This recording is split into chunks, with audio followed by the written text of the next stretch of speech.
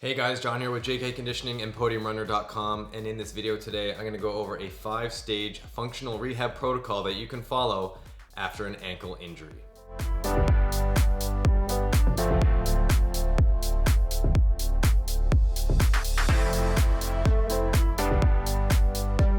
Hey guys, John here, back with another video for you runners out there, and what we're going to do in this video, we're going to change the tone of the video a little bit, and we're going to look at how to rehab an injury.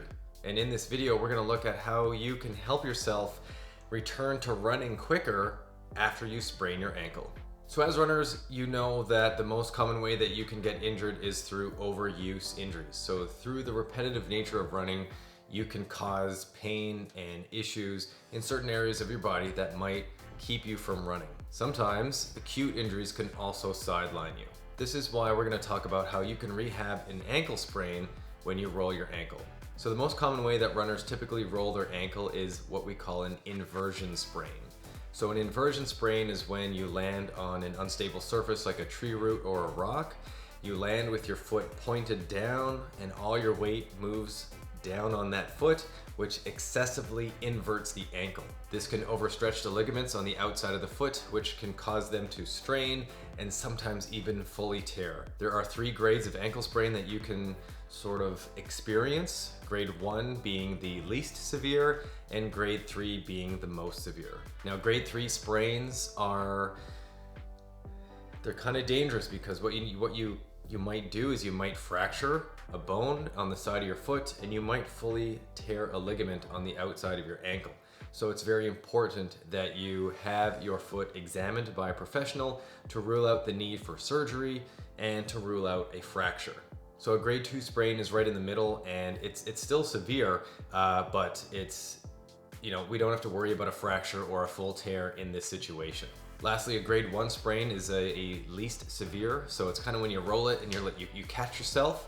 And with this type of sprain, we don't really have to go to physio, we don't have to go to physical therapy, but we should be aware that the ankle is prone to be rolled again, which might end up being a grade 2 or a grade 3 sprain. So if you roll your ankle and it's a grade 1 sprain, then just be cautious that you don't roll it again. Grade 2 and grade 3 sprains are going to require you change up your running volume and your running intensity because you're going to be in a lot of pain. You might have a lot of swelling, you might have a lot of bruising.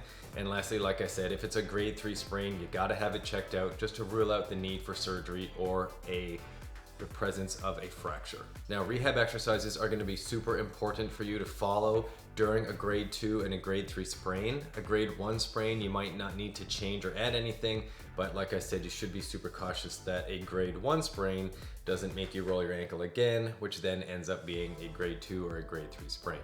Non-steroidal anti-inflammatories might be a good idea to speed up recovery and to reduce the amount of swelling that you experience in the ankle and lower leg, and it will also help with pain management.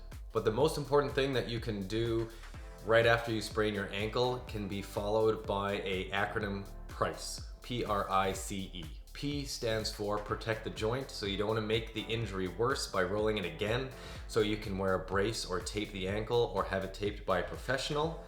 R means rest, so you're going to rest the ankle, so you might have to change your mileage or your running volume to let your ligaments and the ankle joint itself heal. I stands for ice, so you can ice the outside of the ankle throughout the day to reduce inflammation. C stands for compression, so you might want to wear a compression stocking or have the ankle taped or wear a brace. Again, that would also provide the protection that is needed to prevent you from rolling the ankle again. And E stands for elevation. So if you can and when you can, you want to elevate the ankle when you're lying down so that it goes above your heart. That's the initial protocol that you want to follow, but immediately after you roll the ankle, if possible, you want to keep moving it around. So I'm not saying weight bearing, but you want to move the ankle around so that it doesn't get stiff. This leads us into my 5-stage rehab protocol that you can follow after an ankle sprain. All right, so the first level in the 5-stage functional rehab protocol to follow after an acute ankle injury is non-weight bearing range of motion. So there are 2 exercises that you want to do here. You always want to have pain as your guide, so don't force any range of motion that feels too painful at this stage. Exercise 1 is toe circles, and exercise 2 is inversion and eversion. For toe circles, you want to have your foot in the air and you want to draw big circles with your big toe in both clockwise and counterclockwise directions. Again, use pain as your guide and don't draw the circles too big initially. As your mobility gets better and as your pain gets less, you can draw bigger circles. You can do this throughout the day, even if you're sitting at your desk. Now, inversion and eversion, you want to take the bottom of your foot and turn it towards the midline of your body. This is the direction and the mechanism that caused you the ankle injury to begin with. So be very careful when moving the foot towards the midline of the body. Eversion is the opposite motion of that. So you want to point the bottom of your foot to the outside of your body. So again, with this motion, use pain as your guide and do this throughout the day. The second level is weight-bearing range of motion. So again, using pain as your guide, the first exercise that I recommend is a standing calf stretch. So you can start with 2 legs, and then as you progress to being able to weight bear on that affected side, you can do a calf raise on that ankle sprained side. So it helps if you have your foot hanging off the edge of a stair or a step. If you have a slant board, you could also stand on the slant board. You can stretch the upper calf by keeping your legs straight and leaning forward. You can also stretch the lower calf by bending the knee and trying to move your knee over the toes. The next stretch that I recommend for weight-bearing range of motion is a elevated ankle dorsiflexion drill. So with this exercise, you want to stand on an exercise bench with the affected side or a kitchen chair or a plyo box. And what you want to do is you want to bring your hip towards your ankle and push your knee over the 3rd or the 4th or the 5th toes. What you'll notice here is that the ankle has to dorsiflex, which means that the shin is going to go towards the toes, or vice versa. The toes will move towards the shins.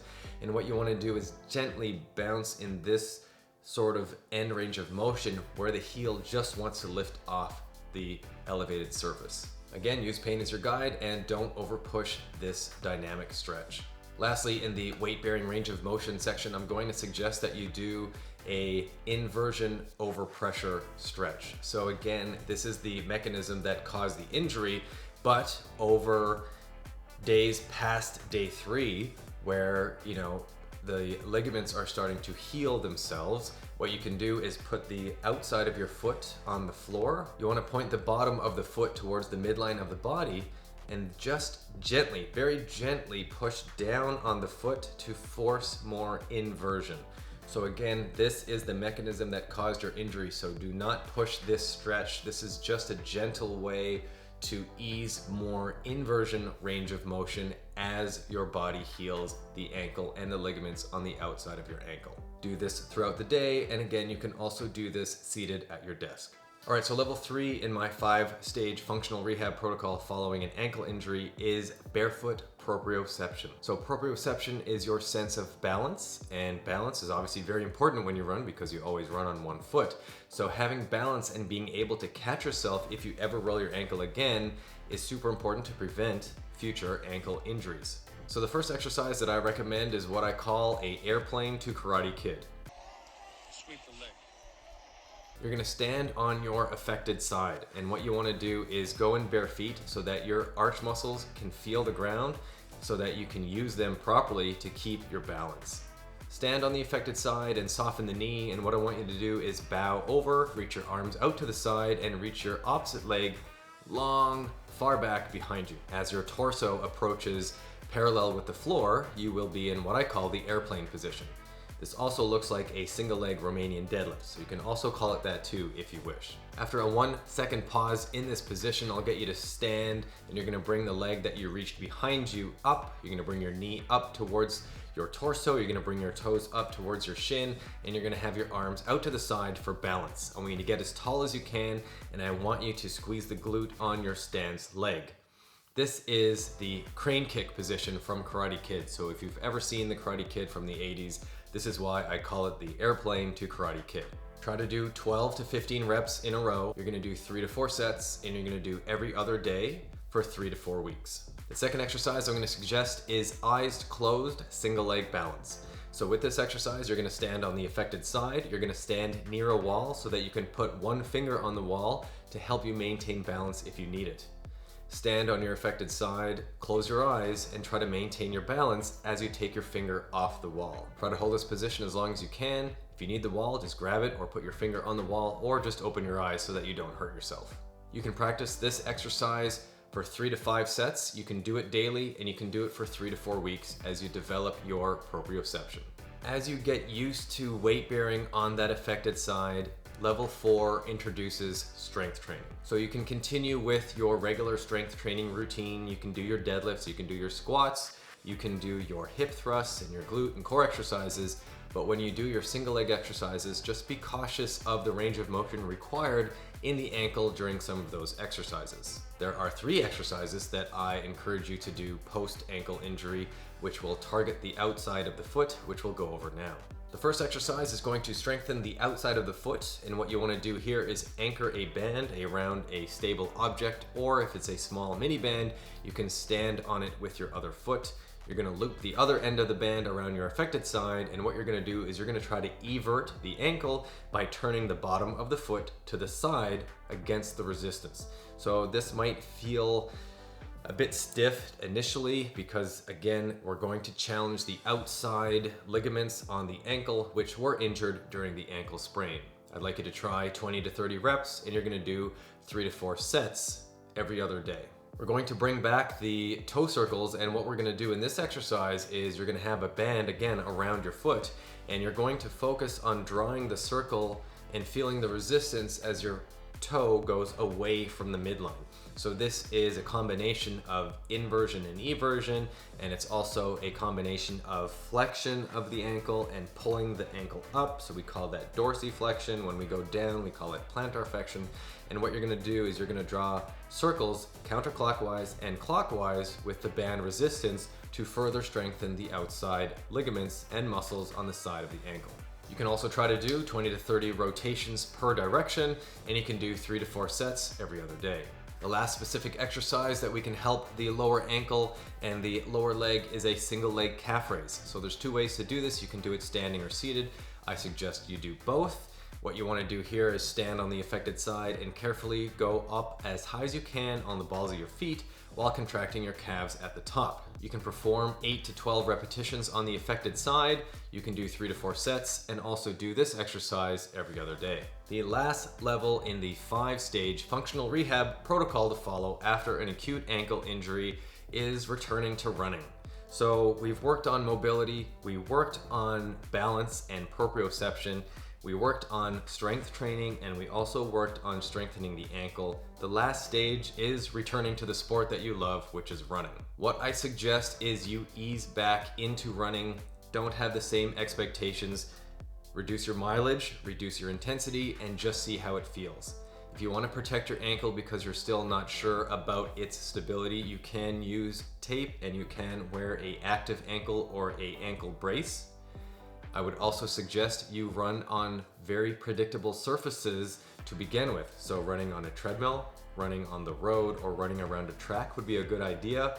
I would highly encourage you not to run on an unpredictable surface like a running trail or a trail that has a lot of tree roots, especially with this time of year with all the leaves on the ground. This is how I rolled my ankle 10 years ago.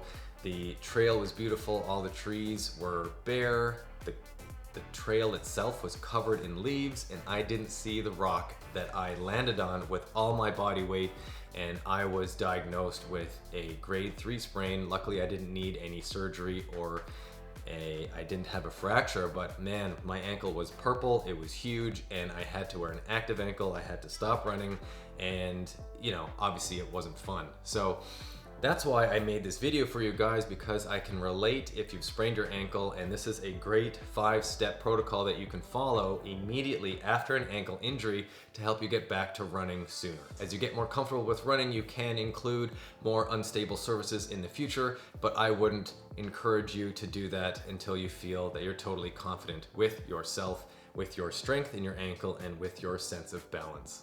Well, there is my 5-step functional rehab protocol that you can follow post ankle inversion injury.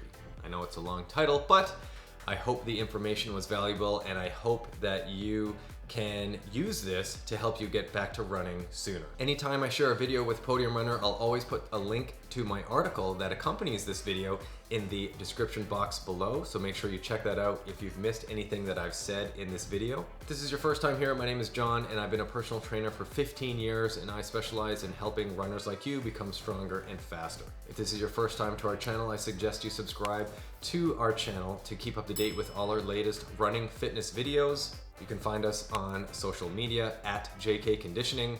And if you have any questions about the exercises in this video, you can leave me a question or a comment in the comment section below.